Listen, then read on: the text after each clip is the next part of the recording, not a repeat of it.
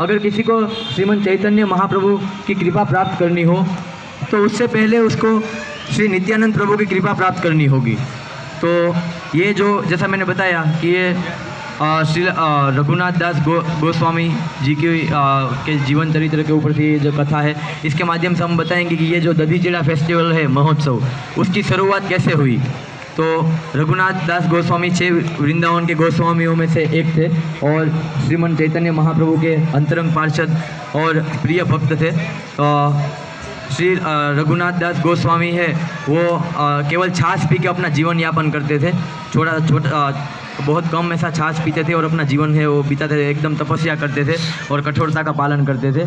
तो और आज उसी के ऊपर मतलब हमने यहाँ पर जो ये लघु नाटिका का अरेंजमेंट किया है, तो आप सबका बहुत बहुत धन्यवाद। तो श्रीमद् श्रीला रघुनाथ दास गोस्वामी है, उनके पिता बहुत धनी परिवार से थे। बंगाल में वो टैक्स कलेक्टर के रूप में वो अपना कार्य करते थे और उनकी इनकम थी 12 लाख सोने के मोहर पर प्रति मास। एक महीने में 12 लाख सोने के जो मोहर थे वो उनको मतलब कि ऐसे उनकी आई करती है प्रति मास की। और जो बंगाल की सबसे खूबसूरत कन्या थी उनके साथ उनका विवाह कराया दिया गया था। लेकिन इतने सारे मतलब कि भौतिक जो ऐश्वर्य होने के बावजूद रघुनाथ दास गोस्वामी है वो किसी मतलब ये सारे भौतिक ऐश्वर्य से आकर्षित बिल्कुल नहीं थे। उनको बस चैतन्य महाप्रभु की आज्ञा का पालन करना था और उनकी भक्ति करने में ही वो लीन होना चाहते थे।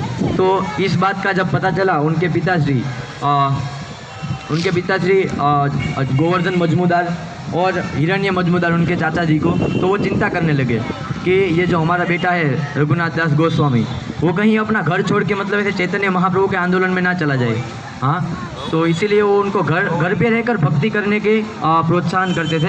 तो आइए अभी हम देखते हैं कि वो रघुनाथ दास गोस्वामी को क्या प्रेरणा देते हैं कि जिससे वो क्या घर पे रहकर भक्ति करे, छोड़ के ना जाए। हरे कृष्ण।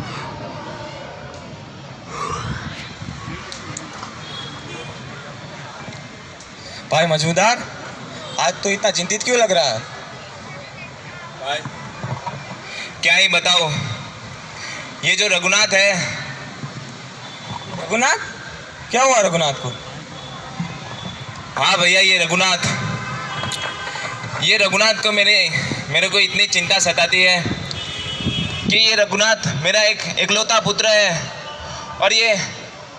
और मेरा इतना संपत्ति है, तो भी उसको इससे कुछ भी आकर्षण ही नहीं है। हाँ, वो तो मैंने भी देखा कि हमने उसके लिए क्या क्या नहीं किया। हमने बंगाल की सबसे सुंदर स्त्री के साथ उनका विवाह करवाया और फिर भी वो उनसे आसक्त नहीं है। सिर्फ महाप्रभु के चिंतन में ही, हरे कृष्ण महामंत्र के चिंतन में ही वो लगा रहता है। वही तो मैं सोचता हूँ कि वो मतलब कि महाप्रभु के साथ जंगल में भाग ना जाए। अगर ऐसा होगा तो मैं क्या करूँगा? मुझे लगता है कि मुझे एक सर्वेंट रखना चाहिए कि जो उनकी 24 घंटे उनके पीछे रहे और उनको निगरानी में रहे। हाँ, ये सही रहेगा मुझे लगता है। ये रघुनाथ आ गए। हरे कृष्ण। हरे कृष्ण। हरे कृष्ण चाचा जी। हरे कृष्ण। आपसे एक निवेदन है। निवेदन? हाँ, श्री चैतन्य महाप्रभु जो है शांतिपुर पधारे हैं, तो हमें उनके दर्शन की अभिलाषा है, तो आपसे अनुमति लेने आए, तो क्या हम जाए?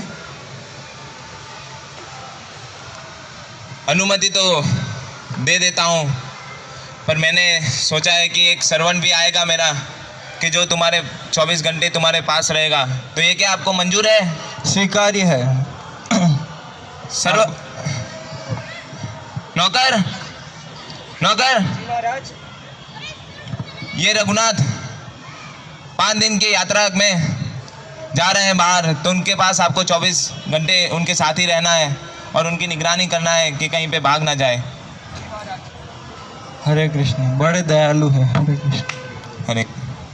याद रहे नौकर, एक क्षण के लिए भी छोड़ना नहीं है। वो भाग ना जाए, उसका ध्यान रखना है आपको।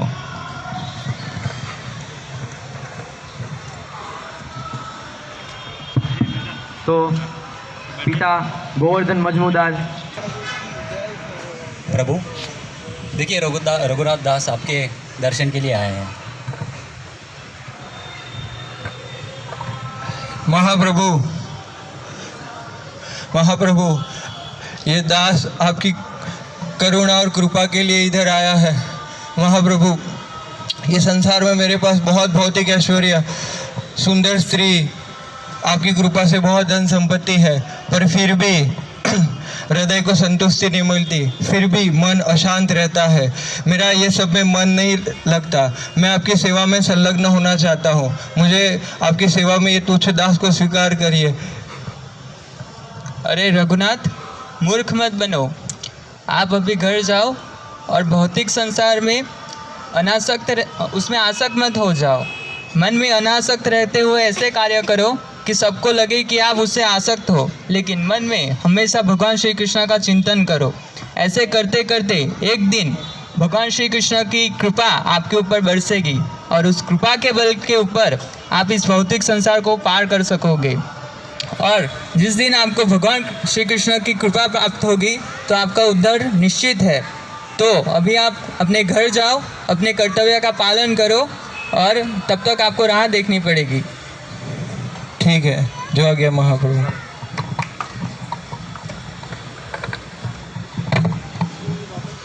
श्रीमन चैतन्य महाप्रभु से ऐसे दिव्य उपदेश पाकर खुश लग रहा है? हाँ भाई, ये रघुनाथ जो है उसमें बहुत ही परिवर्तन दिखने को मिला है। मैं तो बहुत ही खुश हूँ कि वो ये घर की जवाबदारी अभी बहुत अच्छे से निभा रहा है और साथ में वो संपत्ति का भी बहुत अच्छे से यूज़ कर रहा है। वो तो मैंने भी देखा कि वो अब उनकी पत्नी के साथ समय बिताने लगा है और अपना व्यवहार वो भी ठीक से संभालने लगा है। महाराज, महाराज, महाराज, अनर्थ हो गया महाराज। क्या हुआ सेवक? अनर्थ हो गया महाराज। सेवक क्या हुआ? महाराज, रघुनाथ। क्या हुआ रघुनाथ को? वो अपने कक्षा में नहीं है महाराज। कहाँ चले गए? मुझे लगता है फिर से भाग गया महाराज। तो क्या करो, तो ढूंढो उसे। ढूंढो उसे, ढूंढो सेवक, ढूंढो। रघुनाथ, रघुनाथ, रघुनाथ, रघुनाथ, रघुनाथ, रघुनाथ, रघुनाथ, रघुनाथ, रघुनाथ, रघुनाथ, रघुनाथ, रघुनाथ, रघुनाथ, रघुनाथ। रघुनाथ, भैया रघुनाथ, मुझे पता था ये फिर से भाग जाएगा। रघुनाथ, क्यों भाग गए आप फिर से? माला कर रहा था इधर, भाग थोड़ी गया था। मैंने कहा था ना कि तुम माला कर सकते हो। महाप्रभु का भजन करना जरूरी है, मैं समझता हूँ, पर ऐसे भाग कर इसका कोई मतलब नहीं है। रघुनाथ, आप माला करो घर पे रह के, भगवान की भक्ति के लिए कौन ना बोल रहा है, पर तुम ये सब घर पे रह के करो ना। ठीक है, और एक निवेदन है आपसे। निवेदन? हाँ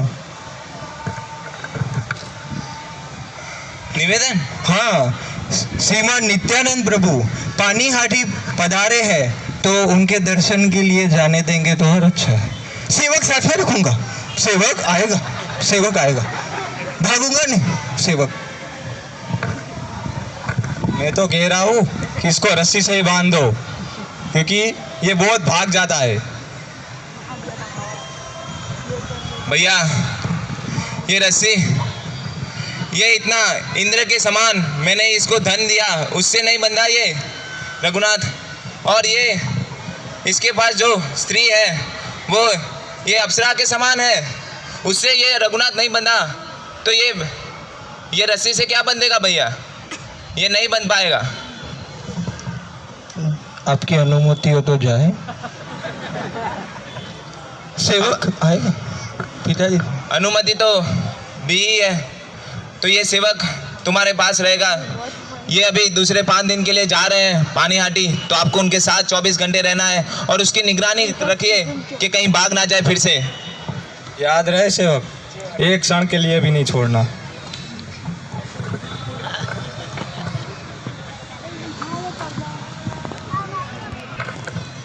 प्रभु, वो देखिए रघुनाथ दास कैसा आपको चोरी की तरह दूर से ही प्रणाम कर रहे हैं। रघुनाथ, अरे ये तो चोर है, ये रघुनाथ बहुत बड़ा चोर है। सेवक, जल्दी से इसे मेरे पास लेकर आओ।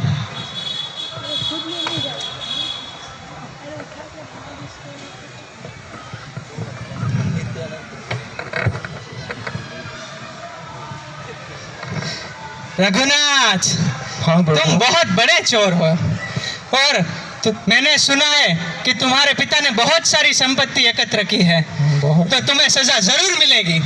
और तुम्हारी सजा ये है कि यहाँ पर जितने भी लोग उपस्थित हैं उन सब के लिए तुम्हें दही चिड़ा बनाना पड़ेगा। तो जाओ और सबके लिए दही चिड़ा बनाओ। ठीक, बना के ला। श्रीमद नित्यानंद प्रभु से यह आदेश पाकर कि यहाँ पर जितने भी भक्त उपस्थित और नित्यानंद प्रभु ने उसको प्रेम से आस्वादन किया भोग का, और बाद में सबको आदेश दिया कि ये लो रघुनाथ दास जाओ और इसको सभी भक्तों में वितरण कर दो। तो वहाँ पर जितने भी भक्त उपस्थित थे वो भक्तों की संख्या देखकर सभी लोग अचंभित हो गए कि इतने भक्त किधर से आ गए। तो पानी आटी में जगह कम पड़ने की वजह से कुछ लोग तो गंगा के किनारे जाकर वहाँ पर दही चिड़ा खाने लगे, कुछ लोग पेड़ के ऊपर चढ़ गए। भक्तों की संख्या इतनी बढ़ गई और सभी को दो दो दोने दिए गए। एक था दही चिड़ा वाला और एक था दूध चिड़ा, एक दही और एक दूध, ऐसे सब भक्तों को वितरण किया गया। और इसी बीच श्रीमान नित्यानंद प्रभु ने श्रीमान चैतन्य महाप्रभु गौरांग महाप्रभु का स्मरण किया, तो गौरांग महाप्रभु उधर प्रकट हो गए। हरि बोल। और ये जो मिलन था ये बहुत ही अतुलनीय था।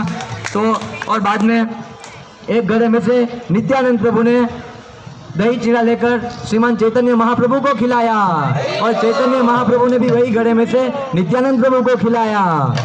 और ये सारी लीला देखकर सारे भक्त हैं वो प्रेम पूर्वक कीर्तन करने लगे। हरे बोल। हरे कृष्णा कृष्णा कृष्णा हरे हरे, हरे राम राम राम हरे हरे। तो यहाँ से दही चिड़ा फेस्टिवल है, दही चिड़ा महामहोत्सव की शुरुआत हुई। सभी भक्त झूम कर कीर्तन करने लगे और सभी को दही चिड़ा प्रसाद दिया गया। हरि बोल। हरे कृष्णा कृष्णा कृष्णा हरे हरे, हरे राम राम राम हरे हरे, हरे कृष्णा कृष्णा कृष्णा हरे हरे, हरे राम हरे हरे, हरे कृष्णा कृष्णा कृष्णा हरे हरे, हरे राम राम राम हरे हरे।